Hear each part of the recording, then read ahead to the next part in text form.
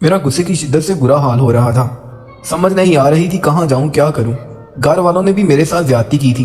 महज पैसों के लिए अंधे शक के साथ ब्याह दिया था। एक ऐसा इंसान जो अपनी मर्जी से दुनिया को देख भी नहीं सकता था, कहीं पे अकेले आ जा भी नहीं सकता था, उसे मेरा हमसफर बना दिया था। घर वालों को तो इस चीज का फायदा हो गया था कि उन्हें जरूरत को पूरा करने के लिए पैसे मिल गए थे। अगर मैं कहाँ जाती, मुझे तो कोई रास्ता नजर नहीं आ रहा था। तभी दरवाजे के पास खटखट की आवाज सुनाई दी थी। फिर दरवाजे के अंदर वो आता दिखाई दिया। उसके साथ उसका वो मेल नर्स भी मौजूद था जो हर वक्त उसके साथ रहता था। वो उसे कमरे में बिठाकर वापस चला गया और जाते जाते मुझे कहने लगा कि अगर किसी भी चीज की जरूरत हो, कोई भी मसला हो तो मुझे आवाज देकर बुला लीजिएगा, मैं साथ वाले कमरे में हूँ। मैं आंसू पीती हाँ में सर हिला दिया और मेरा शोहर मेरे पास बैठ गया और अपने हाथों से टटोल कर मेरे नकूश देखने लगा। गुस्से की एक लहर मेरे पूरे वजूद में दौड़ गई। मैंने उसका हाथ पीछे झटक दिया। उसके चेहरे पर हैरत के तासुरात उभरे। शायद वो इस रद्द अमल के लिए तैयार नहीं था। वो तो ये समझ रहा था कि मैं गरीब खानदान की लड़की हूँ जो उसकी दौलत से मरूब होकर शादी कर रही थी। उसे कैसे दुत्कार सकती थी। मैं एक पल भी उसे अपने पास बर्दाश्त नहीं कर पा रही थी। वो मुझसे छोटी छोटी बातें कर रहा था, मेरी पसंद नापसंद के बारे में पूछ रहा था, मगर मैं कुछ भी सुन नहीं पा रही थी। मेरा जहन यही सोच रहा था कि मैं इस जग से कैसे जान छुड़वाऊं। बार बार मेरी निगाहों के सामने अमजद का चेहरा आ रहा था। तभी मेरे जहन में एक आइडिया आया और मैं उसे जल्दी से कहने लगी कि मैं अभी कपड़े बदल कर आती हूँ। इतने हैवी कपड़ों की वजह से मैं थक गई हूँ, आप उतनी देर आराम कर लें। उसे बिस्तर पर बिठाकर मैं ड्रेसिंग रूम में कपड़े बदल कर कमरे से बाहर निकल आई थी। अब मुझे समझ नहीं आ रही थी कि मैं उस मुलाजमा को कहाँ पर ढूंढूं जो इस घर में मुस्तकिल रहती थी और जिसने मुझे आते साथ ही अपनी मजबूरियों की लंबी दास्तान सुनाई थी। और अब मैं सोच रही थी कि उसकी मजबूरियों को अपने फायदे के लिए इस्तेमाल करूं। मैं लाउंज से बाहर निकल आई। सामने ही एक तरफ मुलाजिमों के क्वार्टर थे। चौकीदार मुझे देखकर हैरान रह गया। बेगम साहिबा, आप इस वक्त बाहर क्या कर रही हैं? आपको कोई काम था? मैंने उसे कहा मुझे शब्बों से बात करनी है। कहाँ है वो, उसे बुला दो। तभी चौकीदार शब्बों को बुला कर लाया। वो शायद सो रही थी। वो हैरान नजरों से मुझे देखने लगी। कुछ चाहिए था बेगम साहिबा? मैं उसका हाथ पकड़कर लाउंज में ले आई और अपने हाथ में पहनी हुई एक कीमती सोने की अंगूठी उसके हाथ पर रख दी जो मेरे शोहर ने जेवरात के साथ भिजवाई थी। मुझे वो अंगूठी बहुत पसंद थी, मगर अब जो मैं करने जा रही थी उसके लिए मुझे अपनी पसंदीदा चीज की कुर्बानी देना इतना मुश्किल नहीं लग रहा था। मैंने शब्बों को कहा कि तुमसे मुझे काम है और अगर तुम मेरा वो काम कर दो तो मैं तुम्हें पैसे दूंगी। तुमने कहा था कि तुम्हारी बेटी बीमार है, उसके इलाज के लिए तुम्हें पैसे चाहिए। वो हैरान नजरों से मुझे देखने लगी। मैंने उसे कहा कि मैं तुम्हारी बेटी का इलाज भी करवा दूंगी और तुम्हारी जरूरियात भी पूरी कर दूंगी, बस तुम्हें मेरा काम करना होगा। जब मैंने उसे ये बात बताई तो वो ठिठक कर रह गई। फिर वो कानों को हाथ लगाने लगी। मेरे बंदे को अगर ये पता चल गया तो न जाने क्या होगा। बीबी जी, आप ऐसा मत करें। मगर मैंने उसे बाजू से पकड़कर झंझोड़ दिया और उसे कहने लगी कि फिर मैं तुम पर चोरी का इल्जाम लगाकर तुम्हें घर से बाहर निकलवा दूंगी। वो फटी फटी आंखों से मेरे चेहरे की तरफ देखने लगी। उसके पास कोई चारा नहीं था। तभी वो सर झुकाए मेरे साथ कमरे में चली गई। उसे मैं अपनी जगह बिस्तर पर लेटाकर खुद कमरे से बाहर निकल आई और तकरीबन 1 घंटे के बाद वो कमरे से शिकस्ता अंदाज में निकली तो खुशी की एक लहर मेरे पूरे वजूद में सरायत कर गई। मैंने उसका शुक्रिया अदा किया और वो झुकी नजरों के साथ वहां से चली गई। वो गरीब थी मगर बेगैरत नहीं थी। मजबूरी की वजह से उसे ये काम करना पड़ा था। मैं जब कमरे में आई तो मेरा शौहर सो रहा था। मैं भी एक जगह पर लेट गई और सोचने लगी कि बरवक्त मेरे दिमाग ने काम किया, वरना इस शख्स को बर्दाश्त करना मेरे लिए मुमकिन नहीं था। वो मुझसे बहुत अच्छे तरीके से बात करता था, मेरा बहुत ख्याल रखता था, उसे बहुत मोहब्बत करता था, मगर उसे देखकर एक नफरत का एहसास मेरे पूरे वजूद में छा जाता था और मुझे सख्त नागवारी का एहसास होने लगता था। मेरा तो दोबारा अपने अम्मी अब्बू से बात करने का दिल ही नहीं कर रहा था। जो कुछ उन्होंने मेरे साथ किया था, इसके बाद मैं वापस जाने को तैयार ही नहीं थी। फिर एक दिन अम्मी खुद आ गई और रोते हुए मुझे गले से लगा लिया और शिकवा करने लगी कि तुम इतने दिन से एक बार भी मिलने नहीं आई। अम्मी की बात सुनकर मेरा दिल पसेज गया था। तभी मेरा शौहर भी कहने लगा कि तुम उनके साथ कुछ दिन के लिए चली जाओ। यूं मैं बुझे दिल से अम्मी के साथ रहने के लिए आ गई थी और फिर एक दिन मेरी अमजद से मुलाकात हो गई।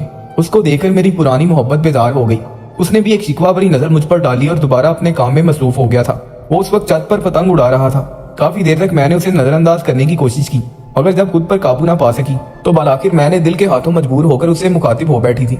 और फिर उसकी शिकवे भरी बातें सुनकर मुझे अंदाजा हो गया था कि वो बहुत दुखी है, लेकिन उससे ज्यादा तो मैं दुखी थी और इस सब में मेरा कोई कसूर भी नहीं था। उसके चेहरे की तरफ देखते हुए मेरे जहन में घिनौना ख्याल आया था और मैं सोचने लगी कि इस ख्याल को पाया तकमील तक कैसे पहुंचाऊं।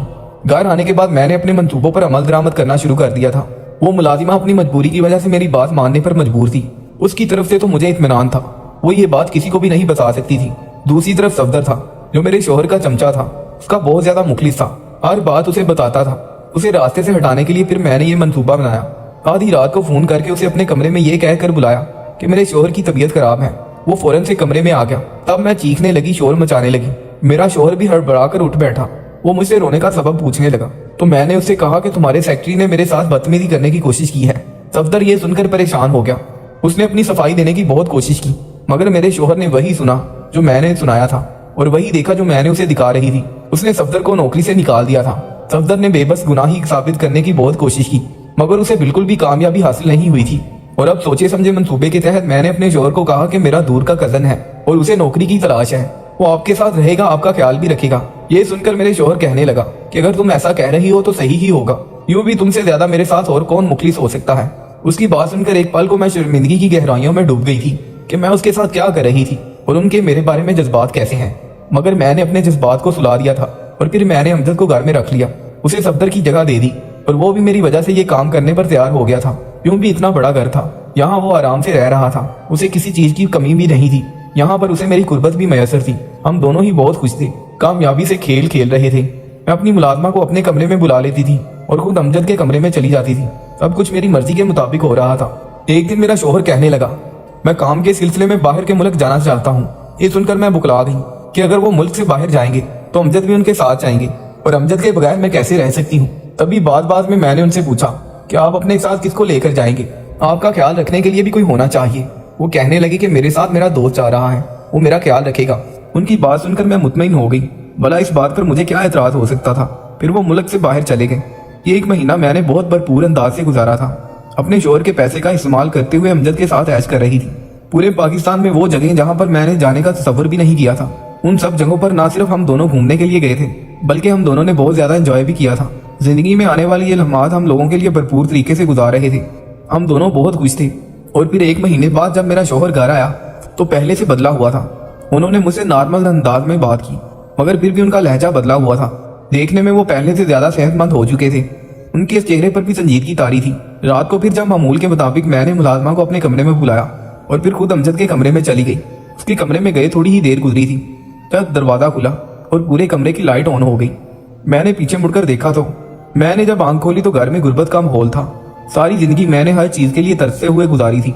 घर में अम्मी अब्बू के अलावा हम 5 बहन भाई थे। बहन भाइयों में मैं सबसे बड़ी थी। यूं घर के कामकाज की जिम्मेदारियां मुझ पर ही आती थी। बाकी बहन भाइयों को छोटा होने की वजह से फिर भी ये रायत मिल जाया करती थी। अम्मी के अताब का निशाना मैं ही बना करती थी। अम्मी को भी मेरी हरकतों पर काफी ज्यादा एतराज था। उन्हें मेरे सहेलियों के घर आने जाने और ज्यादा वक्त छत पर गुजारने पर गर्ज ये कि सारी बातों पर ही एतराज था, जिन्हें मैं एक कान से सुनकर दूसरे से निकाल दिया करती थी। मुझे ऐसे लगता था जैसे अम्मा हम बहन भाइयों से मोहब्बत नहीं करती, बस हमें पैदा किया है कि दुनिया में जाने की जिम्मेदारी ही निभाई है। मैं ऐसा सिर्फ सोच सकती थी, अम्मा के सामने ऐसा कह नहीं सकती थी, क्योंकि वो चप्पल उतार कर मारते हुए देर नहीं लगाती थी। कमाने वाले सिर्फ अब्बा ही थे। दोनों भाई बहुत छोटे थे। ऐसे में घर में ज्यादातर दाल सब्जी ही पकती थी। कभी तो घर में फाके की नौबत भी आती थी। हमें अच्छा खाना शायद महीनों बाद ही नसीब होता था। अमजद मेरी जिंदगी में बहार की मानिंद आया था। वो लोग कुछ टाइम पहले ही मोहल्ले में आकर आबाद हुए थे। उधर घर उन्होंने किराए पर लिया हुआ था और हमसे भी ज्यादा देर गुजरे थे। हमें एक ये फायदा था कि कच्चा ही सही मगर अपना तो घर ही था। वो लोग बेचारे तो अपने घर से भी महरूम थे। अमजद की कोई नौकरी भी नहीं थी। वो सारा दिन दोस्तों के साथ यहाँ वहाँ घूमता फिरता रहता था। हम दोनों ही एक दूसरे को पसंद करते थे, शादी करना चाहते थे। जब अमजद ने मेरे लिए रिश्ता भिजवाया तो अम्मा ने अब्बा से कहकर ये रिश्ता मुस्तरद कर दिया कि लड़के का चाल चलन ठीक नहीं है और ना ही वो कोई नौकरी करता है। ऐसे निकट्टू इंसान के साथ ब्याने का क्या फायदा जो बेटी हर दूसरे तीसरे दिन रो के मैके चली आए। माँ की बात एक हद तक माकूल थी, मगर मैं फिर भी अपने फैसले से पीछे हटने को तैयार नहीं थी। मैंने जब इस बात पर एहतजाज किया तो अम्मा ने मेरी बहुत ज्यादा पिटाई की और अम्मा से मार खाने के बावजूद भी मैं अपनी बात से पीछे नहीं हट रही थी। उन दिनों अब्बा अम्मा के साथ ना जाने क्या सरगोशियां करते रहते थे और मुझे ऐसे लग रहा था जैसे वो लोग मेरे बारे में कोई खिचड़ी पका रहे थे। मगर मैं ये भी जानती थी कि मेरी मर्जी के बगैर वो कुछ भी नहीं कर सकते थे, क्योंकि वो जानते थे कि मैं काफी अथरी लड़की हूँ। तभी एक दिन अम्मा ने मुझे ही कहा कि अब्बा ने मेरा रिश्ता अपने बॉस के साथ तय कर दिया है। ये बात सुनकर मैं हक्का बक्का रह गई। ऐसा भला कैसे हो सकता है? आप लोग मेरी मर्जी जाने बगैर मेरा रिश्ता कैसे कर सकते हैं, जबकि आप जानते भी हैं कि मैं किसके साथ शादी करना चाहती हूँ। अम्मा ने मेरी बात सुनकर सर पीट लिया और कहने लगी, वो निकट्टू जो 10 रुपए भी नहीं कमाता तो तुम्हें कहाँ से खिलाएगा, तो तुम्हारी जरूरियात कैसे पूरी करेगा। अम्मा की बात सुनकर मैं चुप हो गई थी। अब तो अब्बा भी इस रिश्ते के हामी थे। अम्मा की निस्बत अब्बा से मैं बहुत डरती थी और उनके सामने तो मैं ऐसी बात करने के बारे में सोच भी नहीं सकती थी। अब्बा को गुर्दों का मसला था और पिछले 23 सालों से शुगर की बीमारी भी थी। और अब जब उन्होंने मेरा रिश्ता तय कर दिया था तो ये उनके बॉस ने बहुत माली मदद की थी, जिसके बारे में मुझे बाद में अंदाजा हुआ था। और जब शादी से पहले मेरे लिए कीमती जेवरात और ढेरों कपड़े आए तो ये देखकर कुछ पल के लिए मैं वक्ती तौर पर बहल गई। अब मैं शादी की तैयारियां करने लगी थी, मगर जब मुझे अम्मा ने डरते डरते शादी वाले दिन ये बताया कि मेरा होने वाला शोहर अंधा था और नजर नहीं आता था, तो ये सुनकर मैंने एक झटके से सर उठाया। अम्मा, आप लोगों ने मेरी जिंदगी बर्बाद कर दी। आखिर आप लोगों ने क्या सोचकर उस शख्स से मेरी शादी की है? मेरी हालत देखकर अम्मा गड़बड़ा गई और कहने लगी, तो क्या हुआ? लड़का बहुत अमीर है, पैसों में खेलेगी तू। और तुम्हारे अब्बा क्या कह रहे हैं कि उसका इलाज मुमकिन है। कुछ टाइम पहले ही उसका एक्सीडेंट से उसकी नजर चली गई है और ये भी हो सकता है कि वो ऑपरेशन करवा ले तो उसकी नजर वापिस आ जाए। तुम क्यों फिक्र करती हो? अम्मा की बात सुनकर मैं चुप हो गई थी, मगर मेरे दिल में उस शख्स के लिए बेइंतहा नफरत पैदा हुई थी और इसी नफरत ने मुझे बगावत करने पर उकसाया और मैं नफरत की आग में गुनाह करने चली गई थी, जिसने अपने पैसे के बलबूते पर मजदूरी होने के बावजूद मुझे खरीद लिया था और मुझे मेरी मोहब्बत से दूर किया था। मैं दिल ही दिल में बेतहाशा नफरत और बदगुमानियां लेकर इस घर में आई। उसे अपने रूबरू देखकर मेरे दिल में उसके लिए नफरत कम नहीं हुई थी, बल्कि मैं तो उसकी कमजोरी से फायदा उठाने का सोच रही थी और बल आखिर अपने मकसद में कामयाब हो गई थी। बल्कि एक तरह से तो मैं उसके घर में खुश थी। एक तो मुझे उसकी गुर्बत भी बर्दाश्त नहीं करनी पड़ती थी और दूसरा मेरा महबूब हर वक्त मेरे पास रहता था और मैं पैसे में भी खेल रही थी। हर आसाइश मुझे मैसर थी। अब जब हम दोनों सारी दुनिया से बेखबर होकर एक दूसरे में मदहोश थे, तो कमरे की लाइट ऑन होने पर हम दोनों ही हड़बड़ा कर उठ बैठे। दरवाजे के बीचों बीच मेरा शोहर खड़ा था, बिल्कुल सामने देख रहा था। उसे देखकर एक पल को मेरी सांस रुक गई, मगर उसके अंधा होने का सोचकर मेरी सांस पे सांस आई थी। काफी देर तक वो वहीं खड़ा रहा। उसे देखकर हम लोग फिर से एक दूसरे में मसरूफ हो गए थे। वो दरवाजा बंद करके वहां से चला गया था। अपने शोहर की ये कमजोरी मेरे लिए बहुत फायदेमंद साबित हुई थी। अगले दिन सुबह नाश्ते की टेबल पर आई तो ये देखकर मैं हक्का बक्का रह गई। सामने टेबल पर मेरा शोहर बैठा हुआ था और हैरानगी की बात यह थी कि उसके हाथों में अखबार था। आंखों पे ग्लासेस टिकाए वो अखबार पढ़ने में मसरूफ था। मैंने और अमजद ने हैरान परेशान नजर एक दूसरे पर डाली थी। ये सब क्या था? तभी मेरे शोहर ने मुझ पर एक भरपूर नजर डाली और कहने लगे कि मैं तुम्हें खुशखबरी सुनाना भूल गया था कि मैं अब बाहर अपनी आंखों का ऑपरेशन करवाने के लिए गया था। मेरी आंखें वापिस आ गई हैं। उसकी बात सुनकर मेरा ऊपर का सांस ऊपर और नीचे का नीचे रह गया था। इसका मतलब ये था कि रात को जो कुछ भी हुआ था उसने वो सब देख लिया था और उस पर मेरी हकीकत खुल गई थी। मेरे चेहरे के तासुरात देखकर वो जख्मी था अंदाज में मुस्कुराकर कहने लगा, मैंने तुम पर एतबार किया था, सच्ची मोहब्बत की थी। जब तुमने सफदर पे इल्जाम लगाया था तो तब मैं चूक गया था और फिर ऑफिस में जाने के बाद मैंने सफदर को अपने ऑफिस में बुलाया था और उसने जाते हुए मुझे बताया कि तुम झूठ बोल रही हो, उस पर इल्जाम लगा रही हो। इस सब में न जाने तुम्हारा क्या मकसद था और मैं तुम्हारी हकीकत खुद जानना चाहता था। मैं किसी और के मुंह से तुम्हारे बारे में कुछ भी सुनना नहीं चाहता था और मुझे ये खबर नहीं थी कि वो सच कह रहा है या झूठ कह रहा है। अब जब मैं ऑपरेशन करवा कर वापिस आया, तुमने जब मुलाजिमों को मेरे कमरे में भेजा तो मैं ठिठक गया। मुलाजिमा भी मुझे अंधा समझ रही थी, मगर जब मैंने उसे ये बात की और उससे सब कुछ पूछा तो पहले तो वो डर गई और फिर रोते हुए कहने लगी कि मैं मजबूर थी, मैंने जो कुछ भी किया मजबूरी की वजह से किया। उसकी बात सुनकर शदीद गुस्से की एक लहर मेरे वजूद में सरायत कर गई थी। तभी मैं अपना शक दूर करने के लिए इस कमरे में आया तो मुझे अंदाजा हो गया था कि तुम ये सब कुछ क्यों कर रही थी। उसने मेरे हाथ में खाकी रंग का लिफाफा पकड़ाया और कहने लगा, इसमें तुम्हारी तलाक के कागजात हैं, मैं तुम्हें अपने रिश्ते से आजाद करता हूँ। मैंने बेयकीनी सी नजर उस पर डाली थी। उसने तो मुझे माफी मांगने का मौका भी नहीं दिया था और फैसला सुना दिया था।